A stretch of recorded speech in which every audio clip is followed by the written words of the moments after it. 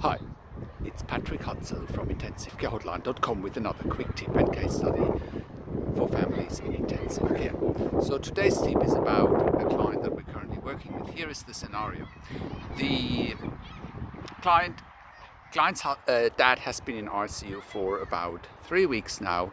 Initially, he had a fractured leg that he got operated on. Initially, he was doing well, but then ended up in respiratory distress, ended up in ICU, and ended up intubated. He was intubated for about a week, then got extubated, off the ventilator for a few days, got re-intubated again, extubated again after a few more days, and then he got re-intubated again because he just couldn't breathe yet. So the family is now facing the following situation. The family has been asked by the intensive care team to agree to a withdrawal of treatment and to hospice, which basically means end of life care. Now here's what the family has been telling us. The family has been telling us that he's on sedation, a mixture of fentanyl and Presidex, and he's semi-awake, obeying commands, which means the brain is working and the brain is intact, even though he can't talk because of the breathing tube. He can follow commands and the brain is working. The other option that the intensive care team has given the family is maybe looking at a tracheostomy and then move the patient to LTAC or long-term acute care as quickly as possible. And that's often the default positions for intensive care units, to empty their beds as quickly as possible. A, withdrawing life support and sending patients to hospice, or B, do a tracheostomy, send patients to LTAC or long-term acute care. And then often patients deteriorate from there because LTACs are not equipped to look after tracheostomy and mechanical ventilation. Here is the interesting part. If a patient is awake and can obey commands, they can also be asked what would they want.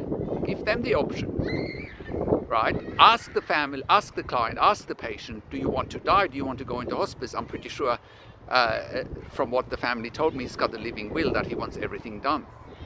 So, that's how cruel intensive care units often are. They have a one-size-fits-all approach without looking at have they done everything to get this patient off the ventilator in the first place and prevent a tracheostomy and not look at end-of-life care, right?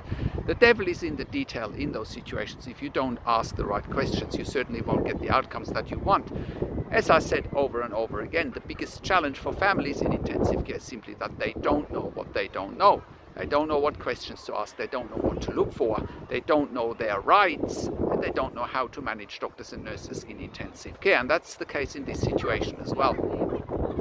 If you don't know what to look for, if you don't know your rights, if you don't know, that when someone is coming off a ventilator or is at risk of having a tracheostomy or is at risk of going to hospice, you need to look at the situation from all angles. When someone is in a situation like that, dozens of things are happening simultaneously, and you need to look at all parameters, at all blood results, at all chest x-rays, at all arterial blood gases, ventilator settings, medications the patient is on. The list is endless and goes on, and only then, after you've digested and understood all of this information, only then should you be engaging in negotiations with the intensive care team. You need to negotiate, and we can help you with that here at IntensiveCareHotline.com, because we are the experts at family and patient advocacy and consulting in intensive care.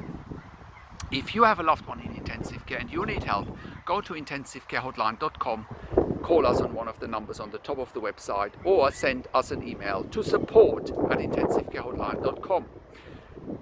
And if you like this video, click the like button, comment below what questions and insights you have from this video, and subscribe to my YouTube channel for updates for families in intensive care.